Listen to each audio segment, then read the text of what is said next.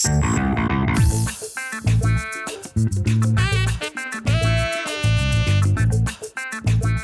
welcome back to the Marketing Rules podcast. And today I'm joined by Nick Locke. Nick, it's a pleasure to have you on board. It's great to be here. Again. Still. So as I was saying, this is a little bit different for us because we normally don't film it. So everyone who's kind of watching the video will kind of be able to kind of watch our brilliant new kind of dual camera kind of setup that we've got here.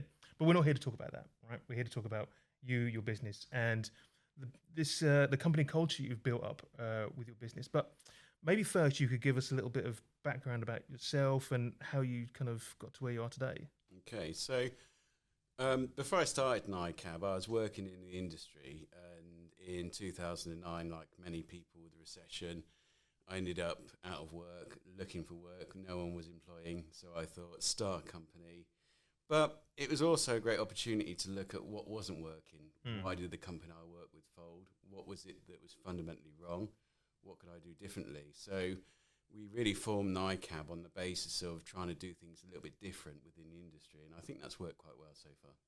So explain to the people listening exactly what Nicab does. Sure. So we manufacture bespoke cable assemblies. So what that effectively means is if you produce a product, that product is typically a high-end product. It's an expensive or very sophisticated product. Within that product, it's normally a box of some sort that does something really clever. But there's knobs, switches, buttons. Everything needs wiring up, and that's what we do.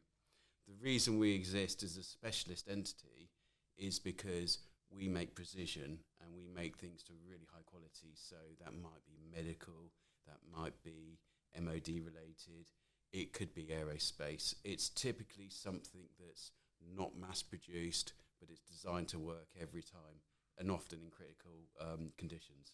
And was that your background prior to this? Yeah. So I worked for a company doing a similar thing. Right. And my original background was actually in IT, so I kind of fell into it like many people. Yeah. You kind of flap around from job to job when you're in your early 20s, kind of chasing money, but not the passion. And I think I got to a certain point in my mid-20s where I thought, I've got to find something I really love doing and not just pay the bills. And that's where I got into manufacturing accidentally. I was working for quite a large company, and I ended up specialising in connectivity and the cabling infrastructure. And it really got me interested in seeing how things went together, and it was quite pivotal. I think I've always been one of these people that if you gave me something when I was a kid, I like to take it apart, see how it works. So I think that, but did you always have the bits left over though? Yeah, of course. I mean, things never go back. You've got the screws and things left over. But I think anyone that can relate to that, and I get to do it as a job now. I mean, that's the fun part of what we do is we see these designs that come across, and we see the reality of what they do. And when you see them out in the world, it's amazing. It's a real privilege to work in this industry. And so one of the things that also, you're quite a young business, and you mentioned previously you've got 30 people now kind of working for you. So that's pretty incredible kind of growth in that time, right? So this is obviously you're doing something right, and your competitors aren't. Maybe, I don't know. But, what is it you think that's kind of led you to be able to kind of grow the business so fast? It's true, we've done quite well. I mean, the industry that we're in, like many industries, is quite a mature industry. There's a lot of companies out there, a lot of competitors that get to a certain size, then they struggle to get beyond that. But I think that's a business problem rather than an industry problem, or as much as I think a mindset of the people that run the business. But I think it's simple. I mean, I think too many times in industries, many people can relate to this is how things are done. This is how our industry works. This is how our competitors do it. Whereas I take a lot of that and I rip it up and I think, well, how would I want to experience if I was buying from me? What would I want to experience? What are the problems? What are the barriers? And what are the frustrations that I go to a company and I say, can you do this? And they say, well, yes, we can, but, or you've got to do this. And we try and take away as many barriers to doing business as possible. And with that kind of growth in that short amount of time, I would imagine that finding the right people, hiring, retaining is probably key to that growth as well. Yeah, it's a cliche. I mean, your business is nothing without the people. I mean, you as the business leader, you set the direction, the tone, the agenda for the business, but it's the people that make it happen. I couldn't have done it without them, and I've been very lucky. I've got some very loyal members of staff that have been with me a number of years, and they've helped grow the company, and they're brilliant at what they do. And I think that is the key, really. If you can't get the right people working for the company, then you don't have that foundation. And I mean, it's easy to say that though, right? Harder to actually do in practice, right? To kind of like get the good people and get the right people. There must be something that you are looking for in the people that you want to work with. There must be a company culture that then kind of goes into kind of fulfilling as well, right?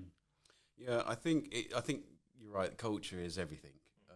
If you have the culture, and the culture is always set by the top, because if you've got a boss that's not interested in the way the culture of the company works and only interested in money and the things that personally benefit them, then the dynamic's completely wrong. Whereas for me, it's culture is, what do we stand for? What are our values? So, for example, we went on a journey of getting accredited for investors in people. Part of that was to create the set of values that we have today. Yeah. And they're around integrity, collaboration, honesty, and development. Yeah. And I think that they're genuine words that mean something. So what does that mean in practical terms? It means we're honest with the people that work for us, and we're honest about what the offer is. Yeah. We're realistic about what our expectations are, but we also listen to them if there's a better way of doing something, or we can work in a collaborative way where the job gets done. How we get to the point where the job gets done, it can be a very individual thing. Then that's all that matters. I'm very much results driven, so I care about what the results are, and how we get to that results may differ from person to person. And as long as we're efficient, and we make the best use of our time, really, I try and let people get on with the job in the way that they feel it's best, but we give them the tools to do that. So something I should add to that is external training, development of individuals, making sure that they've got the best toolkit that they've got available to them to do the best job. And talk us through that investors in people kind of process, because a lot of businesses kind of bulk at trying to kind of go through that, because I think the notion is felt that it's possibly a bit too difficult, it's a bit too hard, it just, I don't know. What was the experience like for you? So the reason we started down that route was because we identified that we do a lot of training for people. We're really interested in development of people, and we thought, well, that's something we should get really accredited. That's something we should be recognised in what we do. And I think the key moment is, I go and see a lot of customers, and when you walk into that reception and you see that plaque on the wall, that means something. That says something about the culture of the company. And I think most people know that investors in people mean what it says on the tin. They're investing in their people. But what does that actually mean? And I think we were quite naive when we started out on it, because we thought we'll just have to demonstrate that we do a bit of training here and there and we'll get the plaque. But it's not like that at all. It's really, really hard.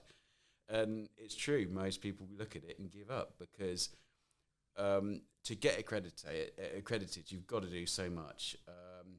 And it's really been an interesting journey, because to give you an example, you can't, as the boss, say, yeah, we do this, we do that, we do that. It has to be evidence-based. So they come in, they audit us, but they also do things like anonymous surveys for the employees. Right. Interviews. They ask questions that are really searching and looking for honest answers. And I said at the outset, I want honesty, because if we're not doing the right thing by employees, then we need to fix that and get that right. And I think the paperwork alongside that can be quite arduous, because there's certain things, if you're not doing, you need to start doing. So you have to document the things that you're doing, but also little things like, if I sent you on training, you'd go on that training, you'd do that training, but then you'd have to fill out a training evaluation form. For me personally, you'd have to do, what did I get out of the training? What was the benefit of that training? Was it good for me? Did I enjoy it? Would other people like it? Would they get something from it? and that's just one example of many things you have to do. But also within that, there's different standards. There's something like 9. There's 9 criteria that you have to work to, and there's different standards. There's you kind of your gold, your silver, your bronze, your platinum, and it took a lot of work, hours and hours and hours. But some of it was actually good for the business, because it makes you look at the business and it makes you say, are you doing all these things? So you sent someone off on training, they've got that training. So is the business supporting them? How is the business model working? What's your business plan? So, one of the interesting things was, the way that we did business plans, we had to adapt and change. And actually, we had to be a little bit more thorough. And the way that we communicated that had to change. The benefits of the businesses have been amazing. I mean, it's been really transformative. One example would be, we touched upon culture. And I think that was, if I could say the one key takeaway, it would be the culture. Because it's no good me saying this is what I want from the culture of the company, but if my managers aren't seeing that and aren't operating by the values that we work to, then the people at every level of the company aren't. Well, that was going to be one of my questions. Was is Investors for People really just, is it a plaque for you, or is it a plaque for the business, and how much does that then filter through into the business? And I suppose the harsh reality is, does everybody really kind of get it? Do they see the kind of the benefit of it? There's a couple of questions there. I'll kind of let you tackle them in which order. Firstly, no, not everyone does see the benefit. Yeah. Some people just don't get it. And we work in a very diverse world where you have different range of personalities and opinions, and some people, when we started on this journey, just didn't understand it. And why would we do this? Because you're paid to do a job, get on with that job. And it was surprising, actually, because it wasn't, the managers saw the benefit because they thought, okay, this is another tool that we can use to get the best out of the teams. But some people, and I think change is a thing for people. But if I talk about the culture and why that's important, how that changes. So, for example, traditional businesses do this. They employ you, then they put you on a performance review, and then you're told in your performance meeting how you're doing, and it's either great or it's bad, whatever, and that's how you deal with performance. Whereas culture is completely different. What it says is, this is our set of culture, and we collectively have to agree that this is our culture and this is what we stand for. So what it means is, rather than me saying your performance isn't great, it means, do you fit in with this company? Are you fitting in with your colleagues? Yeah. So a good example might be, if you're working alongside someone and your attitude is, that'll do, I'm not really invested in this, then you're not working to our values. And culturally, you're not going to fit, because people around you are going to say, well, hold on, this is not what we stand for. Yeah. So what it was good for is bringing the standard up for people. And one of the interesting things that was said to us when we started this journey is, not everyone's going to last. And it took us about 2 years to go on the journey. And they were right, because what you find is some people that say, I don't recognise this company. This is not the culture that I feel that I can be part of. And it was quite interesting, because it was a surprise, because you think, well, all we're asking is for collectively us to do the right thing and work to win our values. But actually, you find some people couldn't do that. And as painful as it was right for them to go. Yeah. But it meant it also opened up a space for new people to come in. Well, this was the next question, is how has it affected recruitment, and how do you use it for recruitment? That's a great question. It's critical, because, that's the first port of call that you've got when people identify themselves as someone that might want to work for you. The thing we're really employing the attitude and the personality, because the skills are, so for example, if we're recruiting into a technical role, skills are a given. You've got to have those technical skills. But it's really, are you going to fit in with the culture? We ask about values, and that's specific things that we get into, and we test for values. So, for example, we might give you a scenario where we'd ask you, in this condition, how would you react? What do you think of this? And how do you feel about this? And it might be, for example, something as simple as the team's working on a project. We've got a tight deadline. We need to work to get it done, and that might mean working late one day. How do you feel about overtime? And if the attitude is, well, my home time is very important to me, I cannot give you more than 9 to 5. Well, culturally, they're not going to fit in. Even if they had the best CV, they come from the best background, they wouldn't work culturally, because at 5 o'clock they're watching their clock and they're keen to get out the door, whereas the team want to get the job done.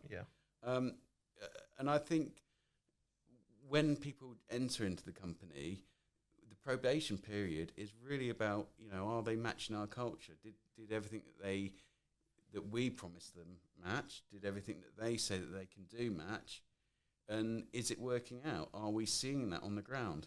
And again, that was the follow-up question is have you seen that in the retention of your staff? Because you obviously said that going through this process, you lost people for whichever reason. They just didn't it wasn't the right match for them anymore. Culturally, things had changed, but has that now kind of shifted? Now you've gone down this path. Absolutely. I mean, we have been very stable in terms of our turnover. Naturally, like any company, the larger you get, the higher the turnover. But no, we are quite stable. I think it's because when people look at the offer of the work that we provide, pay is obviously right there at the top, and we have to be competitive. But then the rest of it is environment and culture. Because if you work for a company that is not got the culture right, then you're gonna move, not because of the money, because of the way you're treated, or because of just whether you felt that you fitted in there. And I don't think it's hard to fit in here by any means. In fact, it's quite easy, because I think the values that we have are fairly normal values. It's just because we put so much energy in identifying people that truly have the right values, it means we don't bring on people that aren't going to last. I think the mistake that people make when they recruit is they'll take the CV be a match. So what you've got on paper doesn't always translate into the human being that's opposite side of the table. And so how do you, in that scenario, how do you test that? Is it just the questions in the interview? Is it, has the investors in people kind of given you a template of how you go about trying to find the right people? Because you can't be short of people applying for roles. We're, as we've spoken to several times, we're on Silverstone Park. People want to work in the businesses around here. So what's the process now?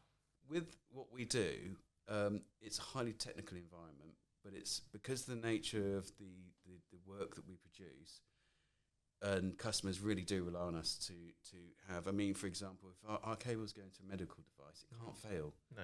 So integrity means doing the right thing, really. And if we identify that people are cutting corners and they're not really giving it the attention to detail, then that's a red flag for us. And I think you've just got to monitor it in a way that means that, so for example, on the ground, we do one-to-ones every month. So every single employee in the company gets a one-to-one with their line manager. And that's an opportunity for them to discuss. And it's not always about performance, actually. And performance is something different. One-to-one is more of kind of, how are you? How's your month been? Is everything okay? Is there anything you need? Because I think a lot of things in business go unsaid. So, for example, here's a really, really good example. When we first did the first one-to-ones off the back of Investing in People, someone said, do you know what, the chairs in our production, they can be a bit uncomfortable. And it seemed like such a throwaway comment, but we thought, why has no one mentioned that? And from that, we replaced all our chairs for more comfortable ones. But it was something simple like that. And I thought, but it was clearly bothering some people, but they never had that platform to say something. No. So creating that space where people feel comfortable to say something means actually we got to fix a lot of the problems that they have. And and I think anyone in a business can relate to this, which is that sometimes there can be an implied thing where you can't ask for this, or it's not possible, and no one's actually asked. And a good example with that would be anyone that works with a slow computer might be sat there thinking, God, my PC's really slow. They buy rubbish PCs here. But if you don't tell anyone your PC's slow, they can't fix it. So, part of that dialogue is finding out, do your tools work? Have you got the right tools? Yeah. Are they sufficient for the job that you're doing? And it's little things like that make a huge difference. And I think sometimes we have to work a little bit harder to probe to get that information out. So it's true, sometimes in a one-to-one, people don't like it. They just want to, okay, I've got nothing to say. Yeah. I'm happy. Let me go. Yeah. But every now and then you'll get something, and whether it's like we need to replace our chairs, whether we need to replace a load of computers, or whether it's just, actually, this really bugs me. Every time we do this job, we have to do this, this, and this. Why do we do that? And often it raises the question, why do we do that? So the one thing with one-to-ones is we always get a load of action points. And and this is the thing with business, is everyone's always busy, and I think this relates to anyone in a business. Yeah. You have, everyone's always too busy to do things. But actually, you've got to make time to stop, reflect upon what the people are telling you, and actually be seen to be doing the actions, because there's nothing worse than someone raising a hand and saying, this is a problem for me, or this is something that I have an issue with, and it going in a logbook and nothing happening with it. We have to be seen to be acting upon it. Now, you can't always fix everyone's problems. For example, someone might say, oh, can we have this tool? And it's thousands and thousands. Yeah. We might say we can't justify that, but here's a compromise. What is it about the tool that you don't like? And I think that having that time and space makes a massive difference. And picking up one of the things you mentioned earlier around kind of company culture was that you said it's driven from the top. So what has this process changed from your perspective, and how have you changed from going to this? Do you do things? Do things differently? Do you act differently around the office? Have people perceive this? Again, a few questions in there, but So the thing that's really key to this, and was really key and helped us, because we've gone through a lot of growth, what you find is when you're a small company, as a boss, you can say, these are my values, everyone knows me, you know me, this is what we stand for, this is what I think is acceptable, this isn't. And then as you grow, you get layers of management that come in. So we have tiers now of management, and you have to know that your management are bought into the culture. Yeah. So it's no good me standing on a hill saying these are my wonderful values. Everyone agree with me. My managers have to buy into it, and they have to follow it through.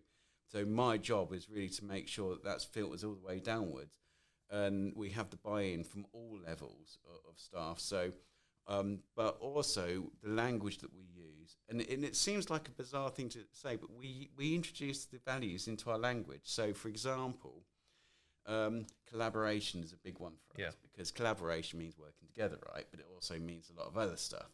So when we're having meetings, we'll often say, is that working to our values? How have we collaborated on that? Have the team collaborated? Is there integrity within the team? So, for example, in quality, we have a department that looks after all the quality to make sure that everything's right as it should be.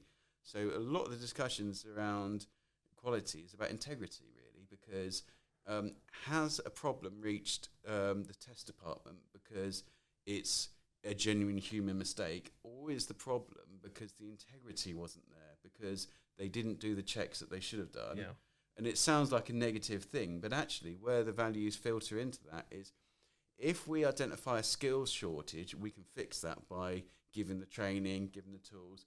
But if someone is really not showing the integrity of doing the work to the best of their ability, then that's culturally, they're not fitting in. Yeah. And that's where you identify people that can't be here.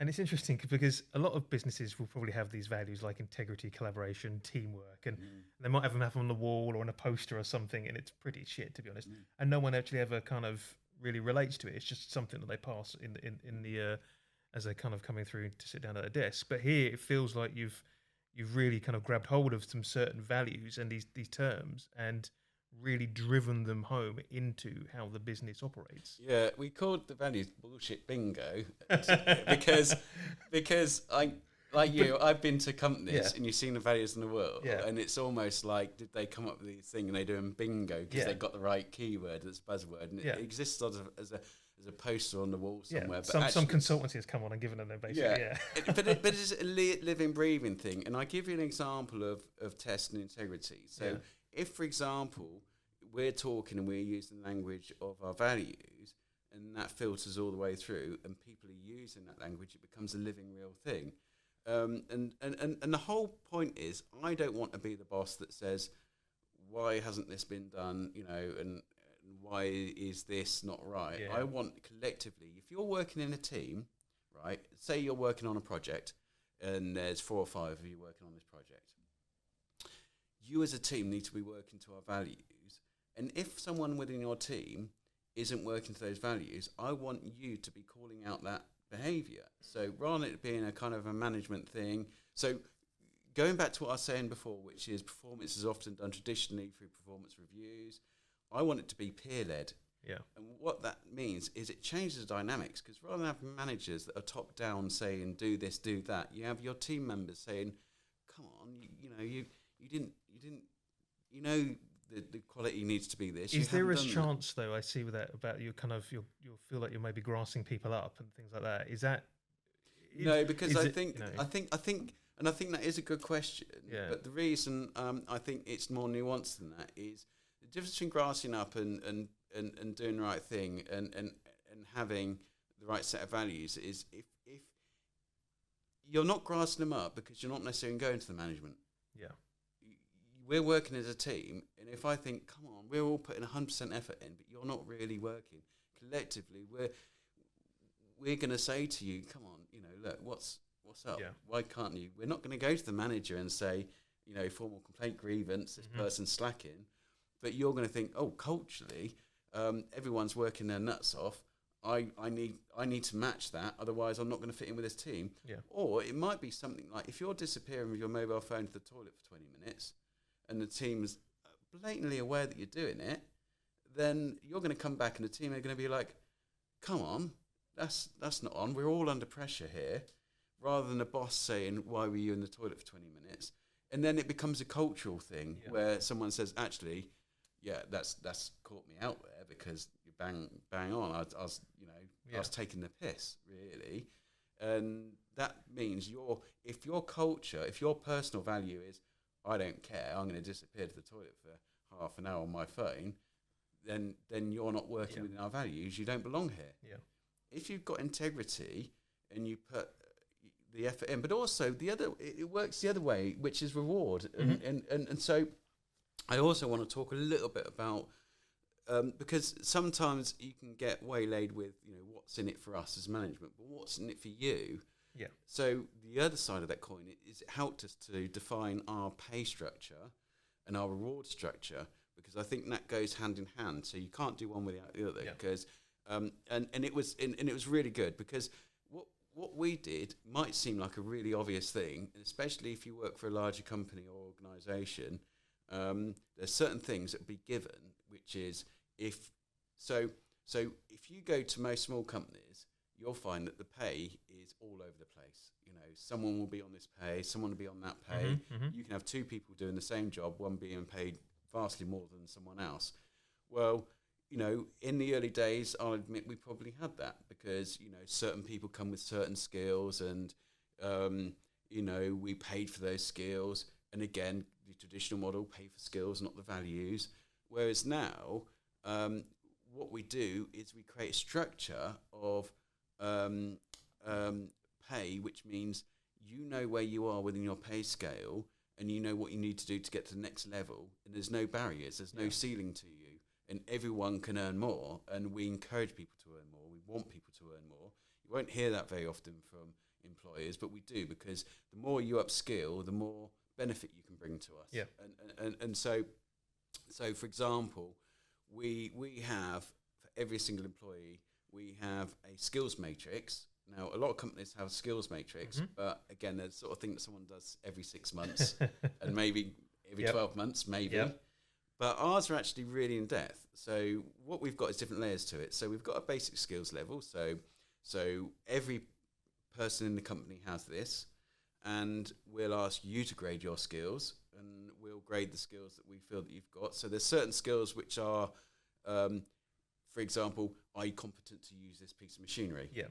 Can you do this type of work? And it's kind of a binary yes or no, I can or I can't. Yeah. And then there's some attitude things. For example, do you go above and beyond? Yeah. What do your managers see from you? Are they seeing someone that's always there to take on a challenge? Are you willing to try new things? If something's complex, do you enjoy that? Do you run for it, or do you run away from it? Yeah. And these things are all important. So having the skills matrix helps us to have those conversations with people where we sit down, we say, well, here's your numbers, and this is what it means in terms of pay. How do you feel about that? And what we found the first time we did that, the vast majority of people said, I need to learn more. I need to upskill more because I want to get more money. Yeah. And and again, I think a lot of businesses relate to this, where we've got a lot of different machines and tools and software. Even if it's something like Excel, for example, you've got people that can use Excel, but there's limits to what you can use. Now, if you say, oh, I find that machine a little bit scary, I don't really want to do it, I've never really gotten my head around it, Dave knows how to use it. He'll set it up for me. But then you see your skills matrix and you're scored down for that, and you think, actually, for me to get to the next pay grade, I need to make the effort to learn it. So what we found is the second time we did the pay matrix, everyone's numbers went right up, because suddenly people will actually know, can I be trained on how to use this machine? So the trainer had a real job, because before he would go around people and they'd be not as interested in learning the stuff, and it'd be a bit complicated and they wouldn't be that fussed, whereas now the dynamics were, when can you train me? It's incentivized almost. Yeah. I know a lot of people kind of listening to this will kind of say that's great when you've kind of got 30 people and you're in a kind of a small in a unit like we are here, but once you're over maybe multiple units and you get bigger, what's your feeling about able to maintain the culture as you've kind of got it now when you're much more kind of distributed? Easy. I don't really accept that as a premise that just because you're bigger it's difficult. I think you just scale it. Okay. And I think that once you embed these processes, they're easy to scale. But you've got to decide as an organisation, are you in it or not? Because, again, it's like the things that are difficult take time, and they're difficult, but they're worth doing. And everyone knows this. And, I wouldn't say business leaders are lazy. They're not. But they're under pressure, and they're often drawn in so many directions. And the idea of doing another bit of paperwork, another form filling in, and all these sorts of things. But I think if you don't work on the business, you're not going to grow. So, for example, what's the net benefit to me? The net benefit is a workforce that are aligned to our values, which means our output is amazing, and it's gone up. So if we look at the numbers, for example, our efficiency's gone up, our output has gone up, all the metrics are up. So actually, does this cost us time and money? No, it doesn't. It's an investment. We get it back. So scale is not really an issue. And I think that even if we're across multiple sites, you need to scale the business accordingly. And Nick, do you know what, on that note, I think we'll wrap this up. Thank you very much. Okay. That's been an amazing discussion. As always, if anybody wants to know more about the business, we'll include all the details in the show notes. So if anyone can kind of look at the website, reach out, you might even get some people applying as well. Thank you. Cheers.